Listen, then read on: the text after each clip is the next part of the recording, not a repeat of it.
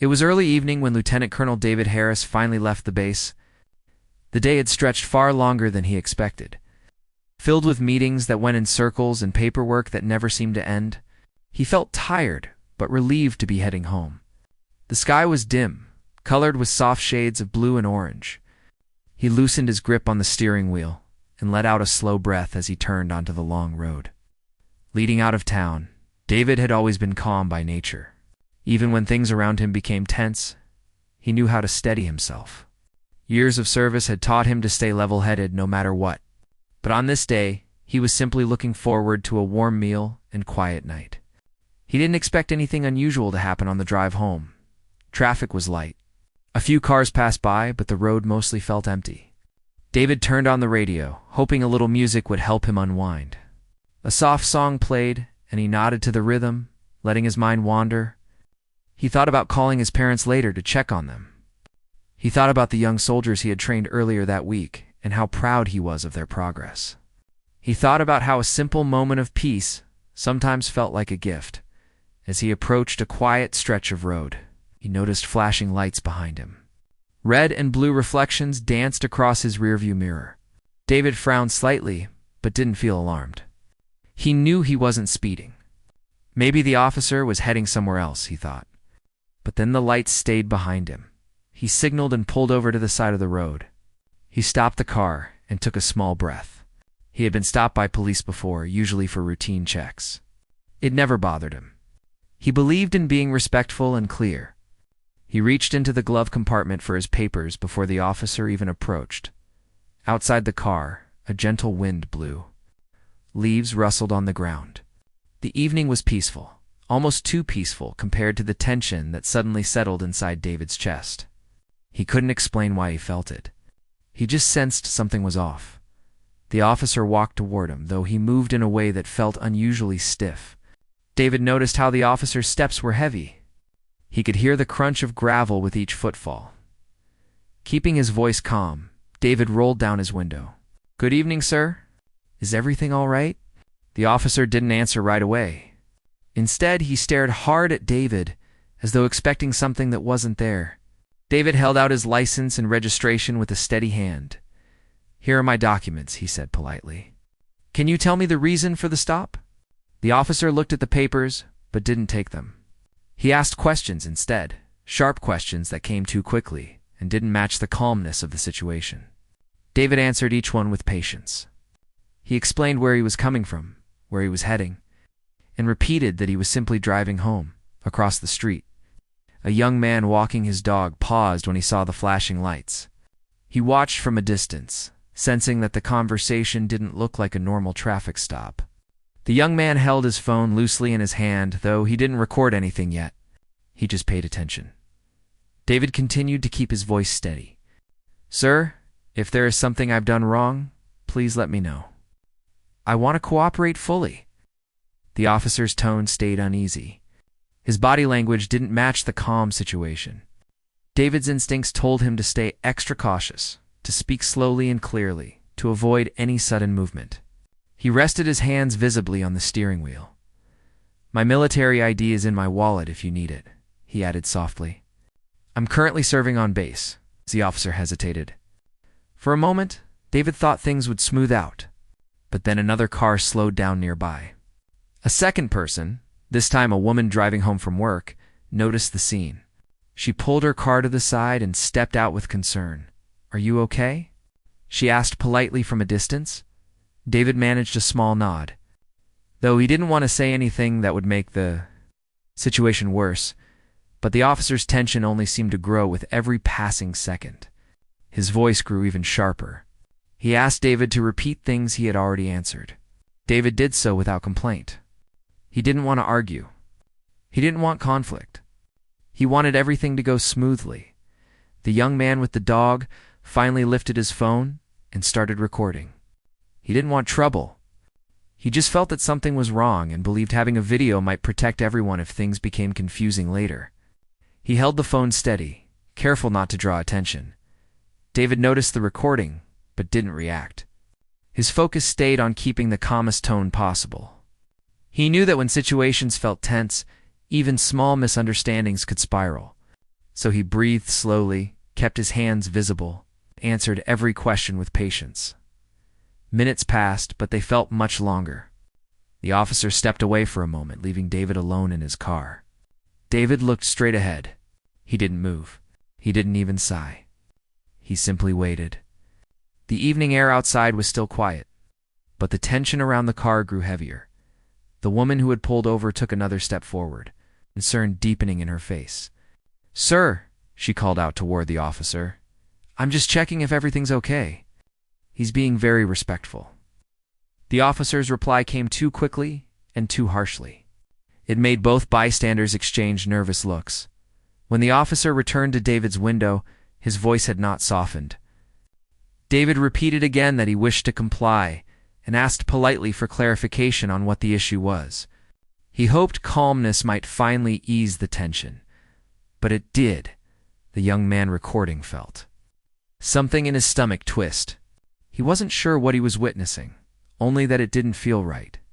He zoomed in slightly, promising himself that if nothing happened, he would delete the video later. But if something did happen, he wanted there to be proof. David lifted his military ID slowly and respectfully, offering it for inspection. "Here it is, sir. This confirms my service." The officer glanced at it, but didn't react the way David expected. Instead of acknowledging it or apologizing for the confusion, the officer seemed even more unsettled. David felt a knot build in his chest. He wasn't scared for himself. He had been through difficult situations before. But he did fear that this moment could be misunderstood. He didn't want his calmness to be mistaken for resistance. He didn't want a simple misunderstanding to become something bigger. Another few minutes passed, each one heavier than the last. The young man kept filming. The woman stood by her car, arms crossed with concern. David kept both hands on the wheel. "Sir," David said quietly, "this seems like a misunderstanding. I want to resolve this respectfully. Please let me know what else you need from me." His voice was steady, but inside he felt a deep unease. This was no longer a normal stop. The officer's behavior didn't match any protocol David had known. Something was wrong, and it was growing worse by the minute. The officer stepped back again. This time his radio crackled. David listened carefully. The words weren't clear, but the officer responded abruptly. His face was tense. The woman shook her head. "This is unnecessary," she whispered to no one in particular. The young man shifted slightly, adjusting his phone. He didn't want to miss anything important. David's thoughts began to race despite his calm exterior. He wondered whether he should call someone from the base. He wondered whether staying silent was the right choice, or whether speaking more might help. But he didn't want to upset the officer further. So he remained still. The officer returned again, and though his words weren't clear, it was obvious that the stop was no longer about a minor traffic concern. Whatever the officer was thinking, it had taken the situation far beyond normal. David swallowed, knowing that this moment, this strange, tense, uncomfortable moment, might follow him long after tonight. He sat quietly, waiting, breathing slowly, hoping the situation would resolve peacefully, and on the other side of the road.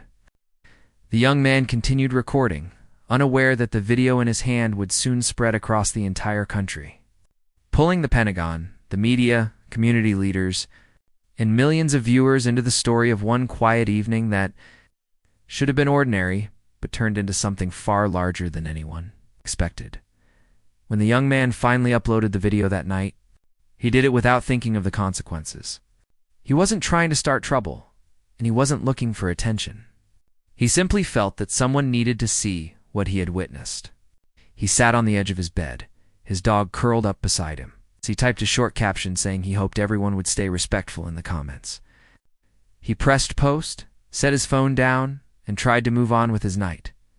But the internet doesn't move slowly. Within minutes, the video began gathering views. People shared it, commented on it, and reacted with emotions that filled the screen. Some felt surprised, others angry, others confused.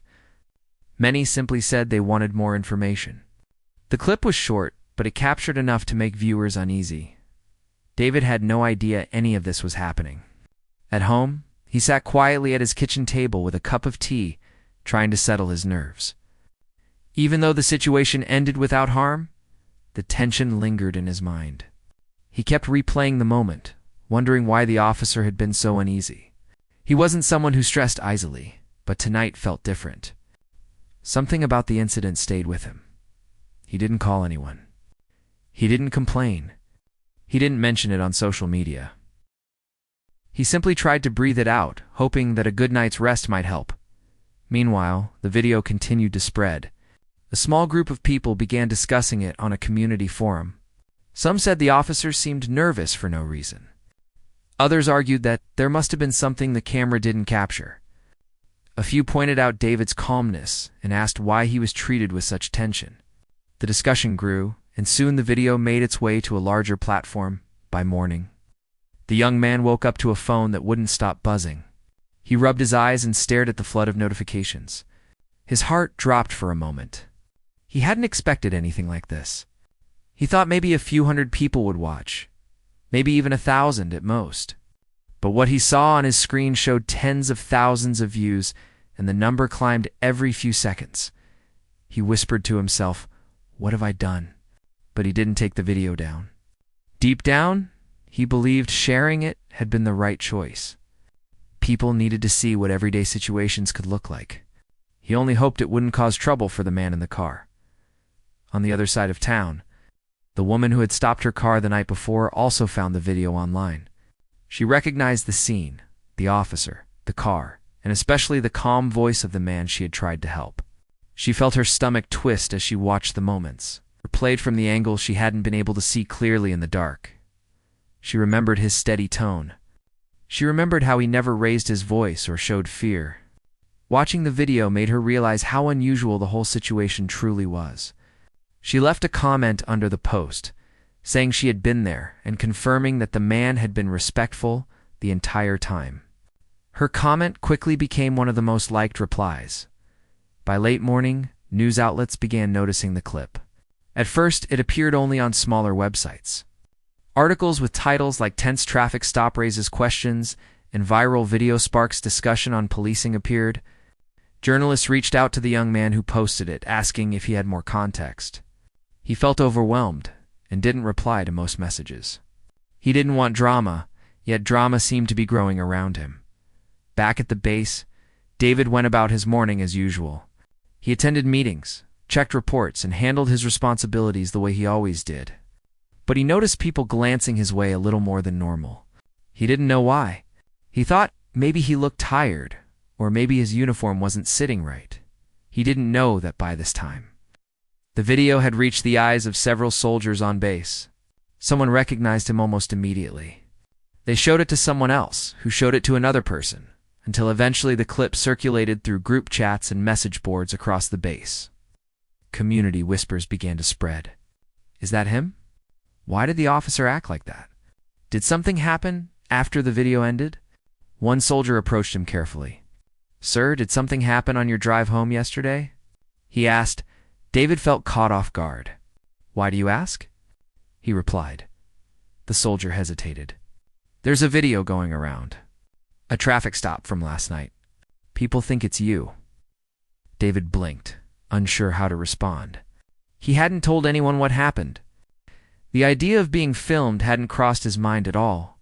He excused himself and stepped outside to watch the video in private.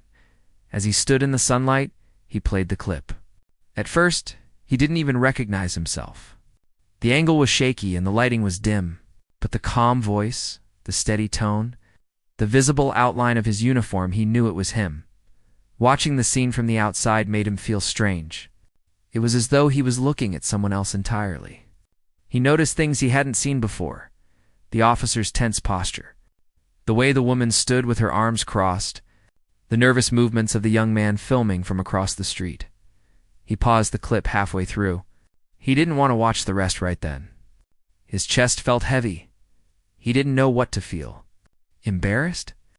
Frustrated? Confused? He wasn't angry. He didn't feel mistreated. But he did feel unsettled now that the world was watching something that he had hoped would simply fade into memory. By lunchtime, senior personnel on base had already been informed about the situation. They wanted to speak with David. Not to reprimand him, he had done nothing wrong, but to understand what exactly had happened. They worried about how the video would reflect on their service members when David entered the office. The atmosphere wasn't tense, but it wasn't casual either. One of his superiors showed him the clip again, this time on a larger screen. The room was quiet as they watched. When it ended, his superior turned to him. "Is this accurate? Is this how the stop went?" David nodded slowly. "Yes, that's exactly how it was." "Did anything happen after what we saw?" "No. The officer eventually let me leave." His superior leaned back in his chair. "And you didn't report it?" David shook his head. "Sir, I didn't think it was necessary. I wasn't harmed. I just wanted to go home." The officer studying him exchanged a look with someone else in the room. They weren't upset with David, but they knew this video had spread too far to ignore. They thanked him and dismissed him for the moment, telling him they would be in touch. That afternoon, the video spread beyond local pages. A well-known national account shared it with millions of followers. Within an hour, it became one of the most discussed posts online. Comments poured in faster than anyone could read them. People debated. People argued. People demanded answers. Some asked why a decorated officer was treated with such tension. Others demanded an investigation. A few suggested everyone should wait for more context. But the overwhelming reaction was concern. As the video reached national attention, a reporter reached out to the Pentagon for a statement. At first, the response was neutral, saying they were aware of the clip and gathering information. But inside the Pentagon, the reaction was far from neutral. Several officials gathered in a conference room, watching the video on repeat. They didn't like what they saw, not because it showed anything dramatic, but because it showed discomfort that shouldn't have existed in a simple civilian interaction. They worried about how it reflected on the communication between military service members and local authorities. One official said quietly, "This is going to become bigger than we expect." Another replied, "It already is." Meanwhile, the young man who posted the video finally gathered enough courage to send a message to David through a social media platform. He introduced himself and apologized softly if the video caused him any trouble. David replied with grace, "Thank you for your concern. I'm all right." He didn't blame him. He didn't ask him to take it down. He simply acknowledged that the young man had acted out of concern. By evening, larger news stations ran headlines about the incident. Interviews with experts discussed the importance of de-escalation, respect, and clear communication. The public wanted to know why the officer's behavior seemed so tense. David's phone buzzed constantly, but he ignored most of the messages. He needed time to process everything. He sat in his living room, staring at the wall, wondering how a quiet evening drive had become a national topic. At the same time, discussions inside the Pentagon grew more intense. What started as a single video now felt like a matter that needed official attention. The story had only just begun to unfold, and nobody, not even David, could predict how far it would go or how many people it would pull into its path. The morning after the video reached the national news, David woke up early, long before the sun touched the sky. Sleep had been difficult. Every time he closed his eyes, he found himself replaying the same few minutes over and over again. He didn't understand why the moment was sticking with him so strongly, but it was. A simple drive home had turned into something he never expected. He poured himself a cup of coffee and sat quietly in his kitchen.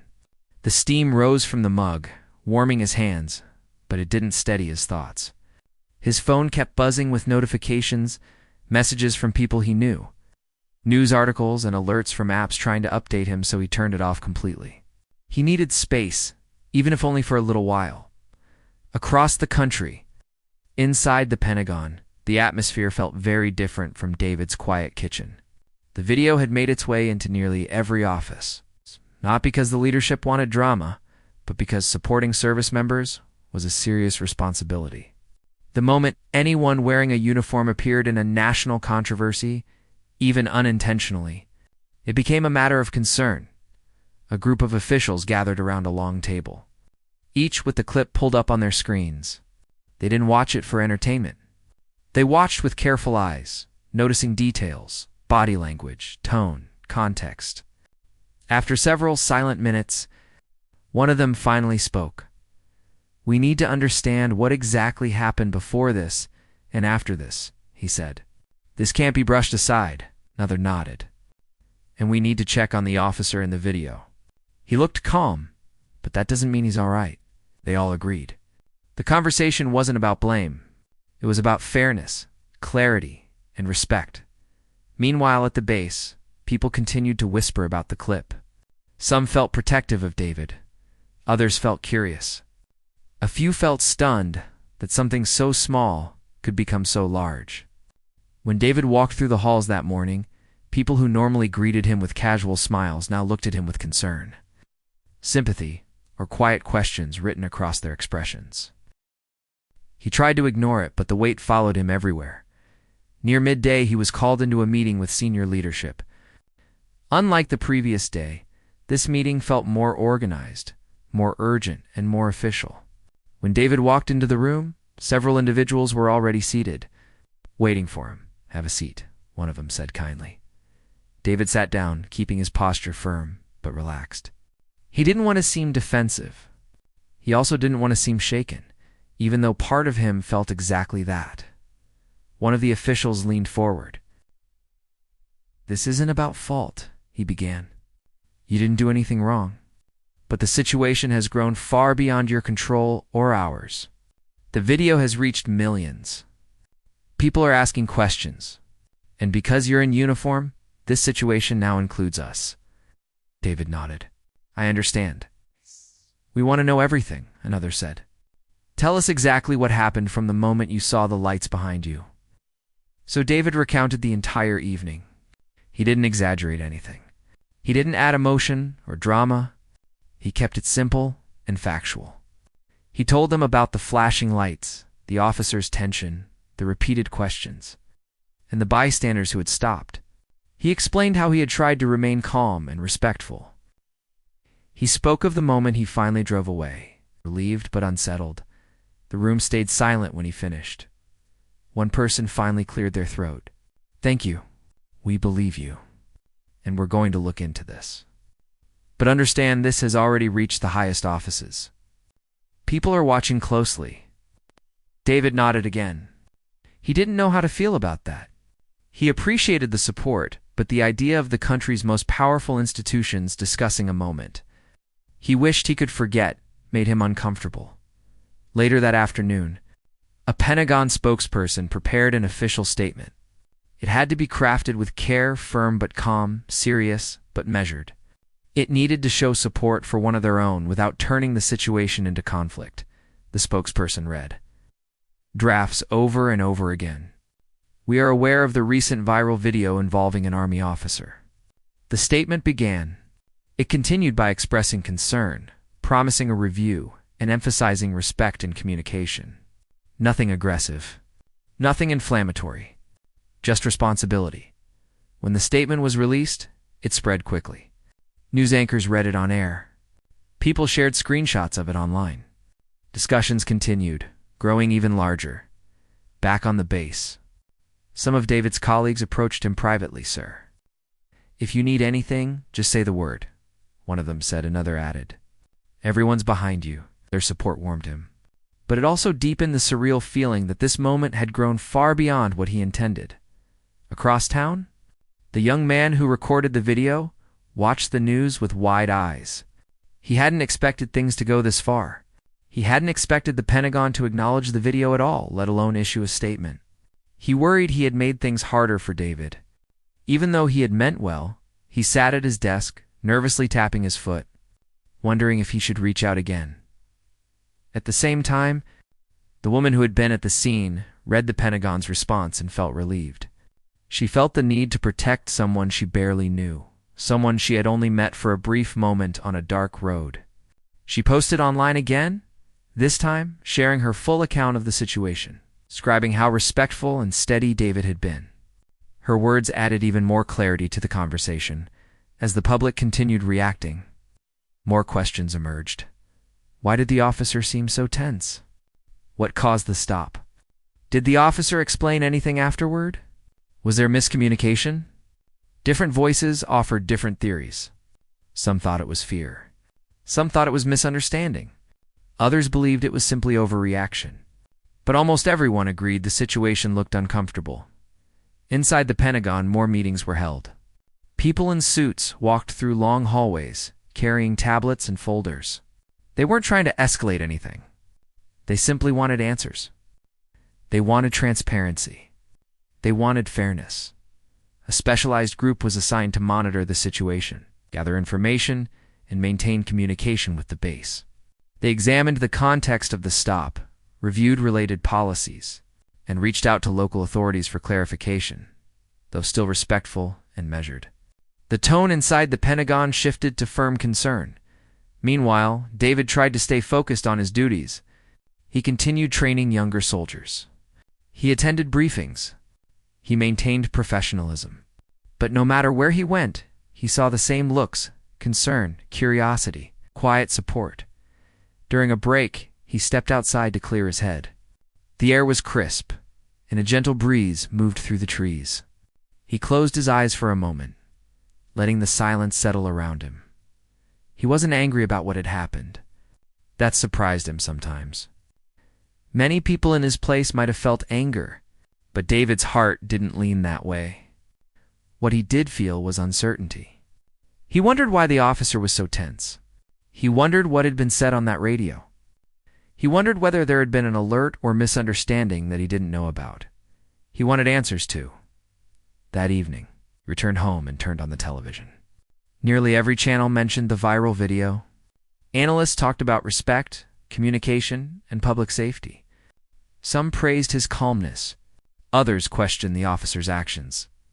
A few called for patience while waiting for a complete investigation. David turned off the TV. He wasn't comfortable being part of national conversation. He had always been private. The spotlight felt unnatural. Later that night, he received an unexpected call from a Pentagon liaison, Lieutenant Colonel Harris. "We want to assure you that we're addressing this matter thoroughly. You're not alone in this." David listened carefully. The liaison spoke with sincerity. "We'll keep you informed. For now, please continue with your duties, and if you feel overwhelmed, let us know." After ending the call, David sat quietly. He appreciated the reassurance, but he still felt weighed down. He was grateful, but not relieved. The next day brought even more attention. Major networks aired segments discussing the Pentagon's response. People who had never seen David before now talked about him as though they knew him personally. Support poured in from veterans, service members, and civilians alike. The young man who filmed the video saw the outpouring of support and felt both relief and responsibility. He realized he had become part of a larger conversation he never meant to start.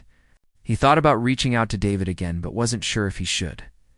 Meanwhile, the Pentagon expanded its internal review. Officials contacted representatives from the local police department to gather more information. They requested reports, statements, and any available context. They weren't accusing anyone. They simply wanted clarity. A few officials expressed concern that if they didn't act quickly, the public might assume they were ignoring the situation. But in truth, Pentagon was taking the issue seriously from the moment they learned about it. A sense of responsibility filled every meeting room. They didn't want service members to feel unprotected, and they didn't want local officers to feel misunderstood either. People on both sides deserved clarity. As the discussions continued, more questions emerged. They wondered how common situations like this were. They wondered whether additional training could help prevent similar misunderstandings in the future. They wondered whether policy adjustments were needed at the base. David received another message. Leadership wanted to speak with him again soon. He agreed, though part of him wished everything would just settle down. That night, David sat by his living room window watching the streetlights glow. He took slow breaths, trying to find calm again. He didn't choose any of this. He didn't want attention. But he understood that sometimes life placed people in unexpected places. He knew one thing for certain. The story wasn't over yet. He just didn't know how large it would become, how deeply it would affect him and everyone around him. The next morning began with a heavy quiet across the city. the kind of quiet that made people look at their phones more than usual, checking news updates every few minutes. The video of the roadside incident had now traveled beyond local screens and was being discussed by people in other states, even other countries. Every hour it gained more attention, and with that attention came more questions. People wanted answers, and they wanted them fast. Inside his home, David sat at the kitchen table, trying to settle his thoughts. He had barely slept the night before. He had replayed the incident in his mind again and again. It's not because he wanted to, but because every new message on his phone reminded him it was no longer just his memory. Now the whole world had seen it.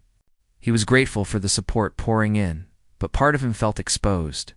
He had lived a life guided by discipline and quiet strength, and having millions of eyes studying a moment he wished had never happened made him uneasy. He looked out the window and saw the sun rising. The light stretched across the yard and warmed the table in front of him. He closed his eyes for a moment, grounding himself in the warmth. Despite everything happening outside, this small moment gave him clarity. He had done nothing wrong. He had handled himself with patience, even fear. Still, he knew people were waiting to hear from him, and eventually he would have to speak. While he was thinking, his phone buzzed again. It was a message from one of the senior officers who had called him earlier in the week. The message simply read, "We're here for you. No pressure. But if you need anything, let us know." It was a simple message, but its sincerity steadied him. At least he wasn't dealing with this alone. Across town, reporters had begun to gather outside the local police department. They stood in groups, some holding microphones, others quietly discussing the latest updates while camera crews set up equipment. Community members arrived as well, not to cause trouble, but to show that they cared. Some held small posters calling for calm conversations. Others held signs asking for fairness. Their presence made the morning feel heavier, but also hopeful. People weren't ignoring what had happened, they were responding. They wanted change. Inside the police department, the atmosphere was tense. Officers moved quietly through the halls, avoiding eye contact with one another, each one feeling the weight of the public's growing frustration. The leadership had decided the only responsible action was to begin an internal investigation immediately. A message was circulated among staff, reminding them to remain professional and mindful of their conduct at all times. 2 officers who were part of the incident had been placed under review, which meant they were temporarily relieved of public-facing roles. Their removal wasn't meant as punishment, but as a way to allow the investigation to proceed without interference. Even so, the news sparked wide reactions. Some people felt it was overdue. Others felt it was too soon. Either way, the city was now watching closely in the early afternoon. David received a call from a journalist who had repeatedly requested an interview. He had declined every attempt so far, but this time he paused before answering. He knew the story had reached a point where people were no longer just talking about what happened. They were trying to understand what it meant. He didn't want anger to push people in the wrong direction. He didn't want assumptions to take over the truth. He picked up the phone. The journalist introduced herself again, speaking carefully, as if she understood his hesitation. She assured him it would not be a confrontational conversation. She simply wanted to give him space to share his experience in his own words, not as a headline or a dramatic clip, but as a person who had lived through the moment. He asked for time to think about it, and she agreed without pushing. After hanging up, he sat back and breathed out slowly. Maybe sharing his thoughts would help calm some of the public tension. Maybe it would guide the conversation toward understanding rather than division. Later in the day, turned on the television and watched the coverage unfold. Commentators discussed the video respectfully, focusing on the broader concerns instead of fueling outrage. Some brought in experts who spoke about the importance of communication between citizens and police. Others pointed out how moments like these could lead to positive changes if handled with honesty. As he continued watching, he noticed that a few community leaders had stepped forward to call for peaceful dialogue. They urged people not to rush to assumptions or anger, but instead to stay patient while the investigation continued. Seeing those voices made him feel a little lighter. At least some people were trying to guide the situation toward compassion. A short while later, he heard a knock on his door. When he opened it, he found his old neighbor, a retired teacher who had lived on the same street for more than 30 years. She carried a small container of homemade soup. She told him she didn't want anything from him. She just wanted him to know she was thinking of him. Her visit reminded him that real support didn't always come from officials or public statements. Sometimes it came quietly, from people who simply cared. In the evening, the police chief gave a brief public statement. He didn't defend or condemn anyone. He simply said the investigation would be thorough, transparent, and fair. The chief also added that they were reviewing training protocols, not because of blame, but because growth was necessary. It was a small statement, but it hinted at the possibility of change. David watched the chief speak and nodded slowly. He wasn't sure what the investigation would reveal, but he hoped it would lead to something meaningful. He didn't want the incident to be remembered for anger. He wanted it to be remembered as a moment that pushed people toward improvement. As the day came to a close, he stepped outside into the cool air. The sky was quiet now. The earlier tension settled into a calmer night. He stood there for a long time, breathing slowly, letting the night steady him. The road ahead was uncertain, but he felt more grounded than he had the day before. He knew there would be more challenges in the coming days, more questions, more discussions, more emotions. But he also knew that he wasn't facing any of it alone. The people who reached out to him, the leaders working cautiously behind the scenes, the community members calling for peaceful conversations, they gave him hope. And as he looked toward the horizon, he understood something important. The incident had shaken him deeply, but it had also opened a door. Now the next steps weren't just about him. They were about a community, a system, and the possibility of creating something better out of something painful. He didn't know exactly what part 5 of this journey would look like, but he hoped it would lead to understanding, healing, and change that would last. The days after the police chief's statement felt slower, as if the whole city was holding its breath, waiting for something solid to hold on to. Conversations continued in homes, coffee shops, and online, but the tone was shifting. People seemed calmer, more thoughtful. Instead of pointing fingers, they were talking about what needed to change and how to make sure something like this didn't happen again. For David, each day brought a new mix of emotions. Some moments he felt steady and clear-headed. Other times he felt weighed down by the constant attention. Yet he tried to stay focused on the positive parts, the messages from strangers saying they believed in him, quiet support from neighbors, the encouraging words from military colleagues who checked in on him more often than he expected. One morning, he received another call from the journalist who had reached out earlier. She asked if he had made a decision about the interview. He hesitated for a moment, then said yes. He felt ready now. If his words could help calm people or guide the public conversation in a healthier direction, then he wanted to do it. They agreed to record the interview in a simple room inside a local community center, not a studio. He liked that. It made the moment feel more grounded. When he arrived, the journalist greeted him kindly and explained the plan. There would be no harsh questions, no attempts to stir up emotion. She just wanted him to share his thoughts in his own way. When the cameras began rolling, he spoke slowly and carefully. He talked about the night of the incident, how surprised and confused he had been, how he just wanted clarity. He shared how it felt to wake up the next day and realize millions of people were talking about something he had kept quiet about even in his own mind. He didn't speak with anger. Instead, he focused on understanding why communication mattered, why respect between citizens and police was important, and why small moments could shape big conversations. By the time he finished, the room felt incredibly still. The journalist thanked him genuinely, saying his words would help many people see the situation with clearer eyes. The interview aired later that evening. The response was immediate. People appreciated his calmness. They admired how he spoke with dignity rather than outrage. His tone softened the public mood, guiding the story away from tension and toward reflection. Meanwhile, inside the police department, the investigation was reaching its final stages. Review boards had gone over body camera footage, training policies, and statements from everyone involved. They spoke with experts and community representatives, wanting to understand not only what happened but why. When the results were finally ready, the police chief scheduled a press conference. Reporters gathered again, but this time the atmosphere felt different.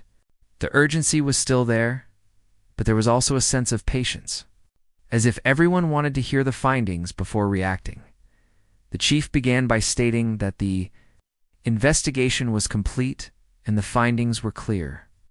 Mistakes had been made not out of malice, but out of poor communication and lack of proper training. He announced that the department would immediately begin improving several areas: de-escalation techniques, communication practices, and interactions with both civilians and military personnel. He also said the department would work with outside organizations to make sure the reforms were thorough and long-lasting. No one would be scapegoated, but no one would be excused from learning either. It was a balanced response, one that felt responsible rather than reactive. The public listened, and for the first time since the video surfaced, many people felt things were moving in the right direction. Community leaders praised the transparency. Local groups who had been meeting peacefully for days applauded the decision to seek deeper reform. David watched the press conference from home. As the chief spoke, he felt a surprising wave of relief. He hadn't been searching for punishment. He had only wanted honesty and meaningful change. And it seemed that both were taking shape. Later that afternoon, he stepped outside to get some fresh air. As he walked down the street, a group of teenagers approached him carefully. One of them, a young man who looked nervous, thanked him for handling the situation with calm courage. Another said the video had opened her eyes to things she'd never thought about before. Their words touched him deeply. He walked further and noticed small gatherings happening in different corners of the neighborhood, people discussing ideas for community programs, workshops on communication, and ways to bring citizens and officers together through conversations instead of conflict. It made him smile. Change was no longer just a promise spoken at press conferences. It was becoming something living, something the community was shaping with their own hands. A few days later, the Pentagon released its official response. The statement was steady and measured. It emphasized respect for service members and called for continued cooperation between military and civilian authorities. It also acknowledged the city's efforts and praised the community for its calm and constructive approach. The statement closed with a simple idea: growth begins with honesty, and healing begins with listening. How? Those words resonated with many people, including David. Life slowly began returning to normal. The media attention faded a little each day. Newscasters moved on to different stories, though the memory of this one remained. The community continued working on the reforms promised by the police department, meeting regularly to review progress and suggest improvements. One afternoon, the same retired teacher who had brought him soup earlier returned with a small bag of cookies. She said she'd been watching the updates and felt proud of how he carried himself. Her kindness warmed him, reminding him again that real change often begins in small, genuine moments between ordinary people. Near the end of the week, the community center invited him to speak at a small gathering. He didn't want to turn it into a formal speech, so he simply talked to the group about patience, respect, and staying open to understanding. He told them how much the community's calm response had meant to him personally, and how their willingness to listen had helped turn a painful moment into an opportunity for growth. People nodded, some with tears in their eyes. They thanked him afterward for showing humility and strength in a time that could have easily turned chaotic. That evening, T stood outside his home, watching the sky fade from gold to deep blue. He thought about everything that had happened: the incident, the video, the public reaction, the investigation, the reforms, and the slow but steady return to calm. He realized he no longer felt alone in the experience. The community had stepped forward. Leaders had taken responsibility. The police department had begun to change. The Pentagon had offered its support. And through it all, he had found a resilience inside himself that he hadn't fully recognized before. There was no perfect ending to what had happened, but there was a meaningful one. People had learned, systems had improved, voices had been heard, and new conversations had opened doors to better understanding. As he took a deep breath and looked toward the horizon, he understood that the moment had become bigger than the incident itself. It had become a reminder that even difficult situations can lead to growth when handled with honesty, patience, and compassion. And with that thought, he finally felt at peace.